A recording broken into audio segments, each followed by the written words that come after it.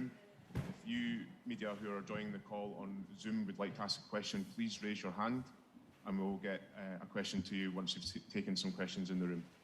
Thank you.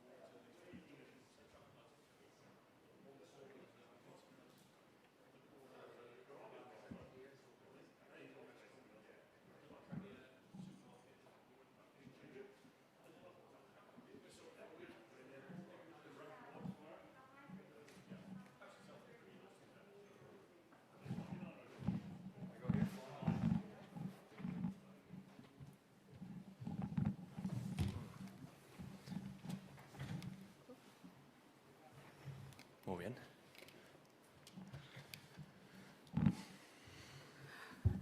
All right, all ready? Excellent.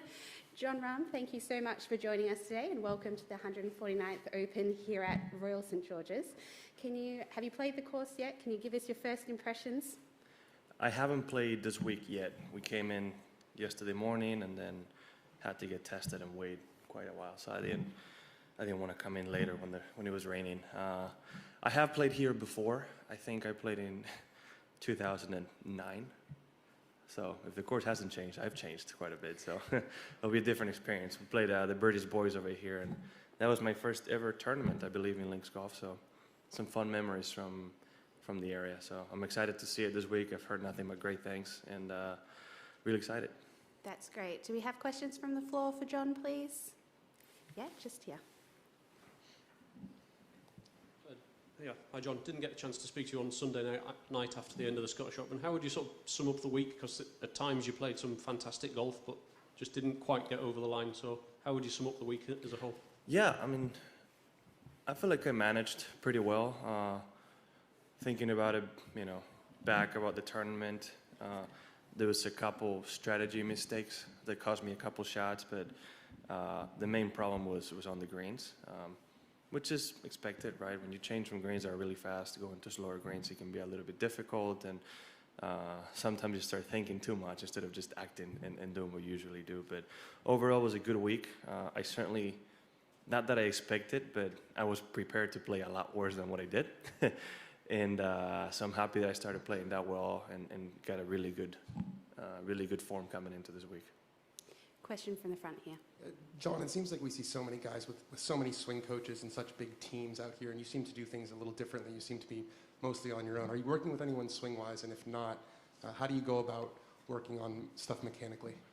Well, I have a team as well. The way I think about it, you do the work at home, and then when you come to a tournament, it's time to perform. Right? If you're searching for a swing during the major championship week, is usually a red flag for me. This is the way I choose to do things. With that said, my swing coach that's come, his name is Dave Phillips, started TPI. He's the one I've been seeing for the last 8 years or so. And it's also a little bit different for me because I haven't actively tried to change my swing in over 10 years. I have the swing I have, and I've gotten more mobile and stronger in some parts of my swing, so that might slightly change it. But, I have certain unique parts and certain unique, or let's say physical limitations that let me swing the way I swing, and I don't deviate for that, right? So I've been able to slowly improve my game with what I have and learn how to hit different shots without having to change my swing. And I think that's one of the keys to why I'm consistent, right? I don't change it. I play with what I have and try to improve from what I have. Question from the middle here, please. Hi, John. Sean from TalkSport. As someone who performs so well in links conditions, how special is it returning to the Open after it was cancelled last year? And with 32,000 people per day, biggest crowd we've had since golf returned, how excited are you for big crowds? Very excited. We've missed it. We've missed it. And to be fair, I did not expect this tournament to be the first one we're going to have full crowds, just because of the lockdown and limitations at all. But excited, especially in a course with such history as this one. It's known to be a difficult links golf course, so I'm hoping to place like that, and I'm looking forward to the challenge. It's always a week I really cherish, I really enjoy. So, like I said earlier too, this was my first ever links golf experience, so it's a little bit of nostalgia in there as well. So I'm really excited. Question from the back, please. Hi, John. How different does it feel coming to a major as a major champion? Does it feel any different? Is there pressure in terms of that? And also the question about this sort of joining the elite gang of people who could win the US Open and the Open Championship, and there's quite an elite group. Yeah, I'm usually pretty good in golf history. I know Tiger has done it. Might have been maybe Ben Hogan has done it too, and not many more. I'm assuming Jack. Jack is always in all of those lists. Maybe not, I don't know. It would be pretty incredible to win both Opens in 1 year. It would be amazing. Now, you do have a sense of, at least I did have a sense of relief after winning the first major, right? I felt like for a better part of 5 years, all I heard is major, major, major, just because I was playing good golf, as if it was easy to win a major championship. But the fact that you are expected to win one means nothing but you're playing good golf. So a bit of relief in that sense, but doesn't really change, right? Still a next one to win. So I still come with the same level of excitement, obviously, and willingness to win. So more focused on, it would be pretty incredible to be able to win the Open. Nobody after Seve has been able to do it. So to give Spain that would be pretty unique as well. Just a quick reminder to our journalists on Zoom that if you would like to ask a question, indicate this by raising your hand. But we've got one question in the front here. Hi, John. You mentioned your debut on links golf here. You've obviously had success at the Irish Open. You played well last week. Has your opinion of links golf changed since that first maybe experience? No, I've loved it every time. And mainly because you truly have to play your own game and learn from the golf course, right? You have a little bit more variety of golf, and it's the unique part about it, right? It's the ever-changing, let's say, wind or weather conditions, the ever-changing state of the golf course. It's what makes it such a great week, and every time you come to the UK, so it's something I've always enjoyed. There's always a little bit of luck involved in what part of the draw you are on, depending on the weather you get, and that's part of golf. And again, if anything, if it changes for the better. I feel like I love it more and more every time. And we've got a question from the wing, please. Hi. You talked about your physical limitations which affect your swing. Mm-hmm. Well, I think a lot of people would like to know what they are and maybe wish they had these physical limitations. I must say, I've been pro for 5 years. I've mentioned this before. This is the first time I'm getting this question, because I'm tired of hearing that the reason why I have a short swing is that I have tight hips or other things. If you know anything about golf, that's the stupidest thing to say, okay? So for people that don't know, I was born with a club foot on my right leg, which means for anybody that's sensitive about that, my right leg up to the ankle was straight. My foot was 90 degrees turned inside and basically upside down.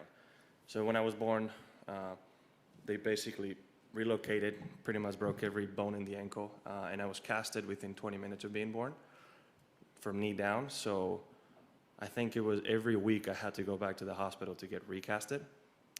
So from knee down, my leg didn't grow at the same rate. So I have very limited ankle mobility on my right leg. It's 1.5 centimeters shorter as well. So what I mean by limitations is I can't take a full swing because my right ankle doesn't have the mobility or stability to take it. So I learned at a very young age that I'm going to be more efficient at creating power and be consistent from a short swing. If I take it full to parallel, yeah, I might create more speed, but I have no stability. My ankle just can't take it. Now also, and this is what I've learned from doing many TPI tests, my wrists don't have much mobility this way, but I'm hypermobile this way. That's why I also naturally turn to bow my wrist to create power in every single sport I do. So that's why on my swing, I bow my wrist and that's how I hit it, right? So it's little things that I think a lot of people can learn, right? Let your body dictate how you can swing. Simple as that. And that's why Dave has been such a great addition to me when I started going to TPI with the Spanish Golf Federation, was because they could teach me how my body moves and what I can, or not that I can or cannot do, but what I'm going to be more efficient at doing, right? So the main thing is my right foot. Yeah, it's just that ankle does not move much. Okay, we will cross to our Zoom room now, please. So I think she had a follow-up. Sorry, Louine, can you just wait for the microphone? I bet you often think how efficient a short swing is. It's efficient for me, right? Efficient, very efficient. Yeah. Yeah, I mean, it's what works for me, right? And I think it's the biggest lesson I can give any young player. Don't try to copy me. Don't try to copy any swing out there. Just swing your swing. Do what you can do, and that's the best thing for yourself. And that's, I mean, I used to not be a good ball striker, terrible, and slowly once I started learning in college, I became a good ball striker. So, learn from your body. Your body's going to tell you what it can and can't do. Some things you can improve, some things you can't. In my case, the right ankle is not going to move any more than it can right now. So that's, that's the beauty of that. Excellent, thank you. And we will cross to Zoom now. Hello, we've got two questions here for Jon. If I can ask Simon Nesler to unmute and ask his question to Jon. Yeah, should I go first? Go ahead, Simon. Yeah. Just wondering, with the Olympics coming up, obviously a number of top players have decided not to play. You have stated that you are very thrilled to play in the Olympics. Can you say a little bit about why you chose to play in the Olympics, and why do you think that many people opted out of it? I mean, I can't speak for other people, so I don't know why they're opting out of it. You have to ask them. Yeah, I'm not going to speak for them. In my case, I've been really fortunate enough to represent Spain in every level as an amateur since I was 13 years old. I've been able to win many team events representing Spain worldwide. And once you turn professional, you don't really get that chance, right? You get a little bit of the Ryder Cup, but it's not the same thing as Olympics or a World Cup maybe. So to be able to have that chance as a pro, something that up until 4 or 5 years ago was not even a possibility, to me it was something I will never doubt, right? You get the chance to call yourself an Olympian, which is only a very select group of people in human history that can call themselves that. And if you were able to get a medal, especially a gold medal, you're even more of a select group, right? Especially in golf, you'll be, I mean, last time was early in the 1900s where a golfer was in the Olympics, up until Justin Rose, right? So in recent memory, you'll be the second one with a gold medal, which to me, it's very, very enticing. So yeah, I mean, even though I can't go watch other sporting events and support my countrymen and my friends, we're all going to be there. And I would say, well, in spirit, obviously, not physically, but to me, it's a great opportunity. So it'll be a great moment for me if I could deliver a gold medal for Spain. Okay, we've got another question from Jon Slattery. Hiya, how are you, John? I'm just wondering, with let's say the talk you had there and the physiology, do you think that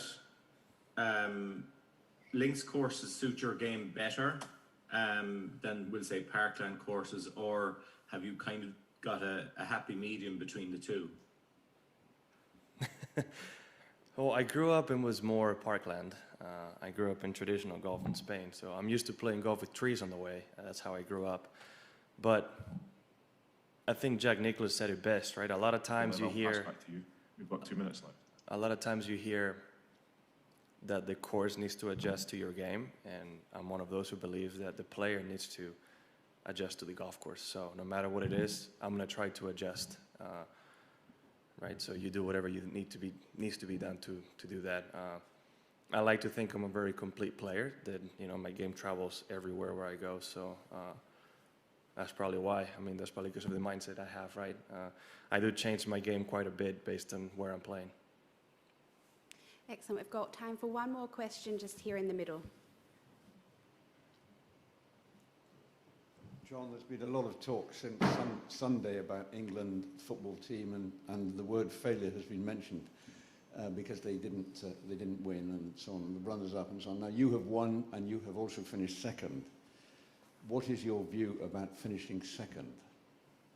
Well, we're talking about very different things because in golf, you're going to lose a lot more than you win. So when you're not winning, you still need to get the positive out of it, right? A second place is not necessarily a bad thing. Depends on how it happens. So it's a little different because it's not a one-on-one, team one-on-one competition. So I don't think it's fair to compare it. Now, it's not easy to win a Euro Cup or World Cup or anything as a team, right? Especially when they don't have that much time to prepare. And England has such a young team. Such a young team. I feel like some of them need a little bit of time now. Even if they've accomplished a lot with their clubs, playing together is a little bit different. And I feel like when you keep mentioning that it's been 55 years since they've won anything, the amount of pressure you put on 19, 20-year-olds it's a bit extreme, apart from what they already feel themselves. So, I feel for them because they played wonderful the whole tournament. They played great. And they had a really good chance to win. I just hope, they can get past it soon. And, in 2 years you have a World Cup. Less than that. Sorry, I'm just going to have to leave it there. That is our 15-minute time. I don't mind. Sorry, what was it? When you finish second in the golf tournament, what do you think? Like I said, it all depends. Did I have a 6-shot lead and lose it? Or was I 10-shot back, shot 9 under and finished second? There's a big difference. That's the thing. It all depends. If you're in contention, you don't get it done, it's not necessarily a failure. You got to see what happens, and you can learn from it, right? There's always moments. If somebody came in and finished with 5 straight birdies and they won, I mean, you don't necessarily lose it. They won it, right? So it all depends on the situation and how it happened. That's why I'm thinking and saying it's not fair to compare it, because in golf there's so many situations. So it all depends on the scenario.